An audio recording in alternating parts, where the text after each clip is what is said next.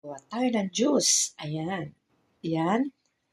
Lalagyan natin ng pipino, saging, apple, at yan. Yan ang ating gagawin juice ngayon. Yan. Ayan na po, nakat na natin ang ating pipino. Huwag na nating alisin ang green dahil ang green ay maganda sa ating mata. At ayan na yung pinagbalatan natin ng saging. Ayan, saging, apple, pipino, orange, dalanghita. At ayan na po, ilagay na natin ang mga prutas. Ayan, inalisan na natin yan ng buto. Ayan. Ayan. At last.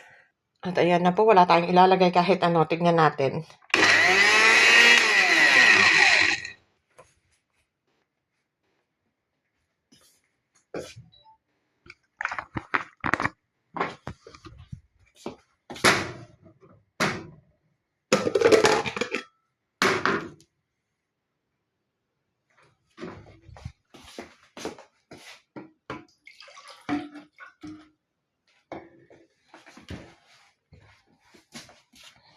Ayan po, lagyan natin ng konting tubig kasi walang tubig. Ayan. At ayan na po, atin nang i-drip.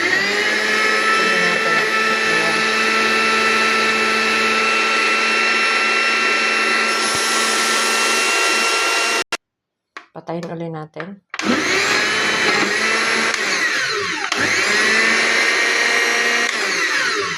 Kulang talaga siya ng tubig.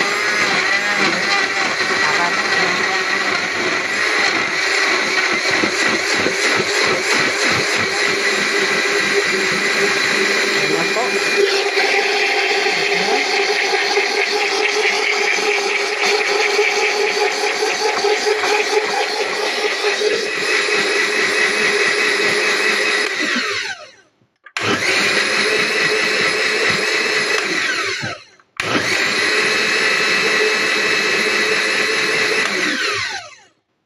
Ayan na po, ready na. Ilagay na natin sa baso. Ayan na po, isalin na natin sa ating baso at atin nang inumin. Super lapot. Wow, yummy.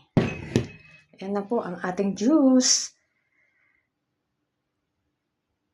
At ang ating pong natira ay ilagay na natin sa ating juicer. Para mabaon sa work.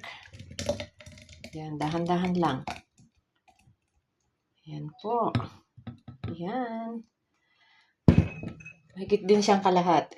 O, diba? Ayan po, tinakpan na natin. Ayan, nakatakip na. At ready na yan. Sisip-sipin na lang natin yan doon. O, diba? I-close natin para hindi siya tumapon. Dadalhin ko yan sa work ko. Yan ang pinakamabisa at magandang gawain natin sa ating katawan. Ang sarili nating gawa.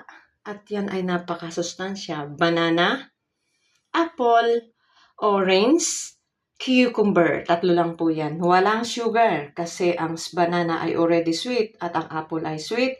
Yan na siya, pure. Huwag na tayo magdagdag ng sugar. Thank you for watching. Sana'y nagustuhan nyo ang aking juice.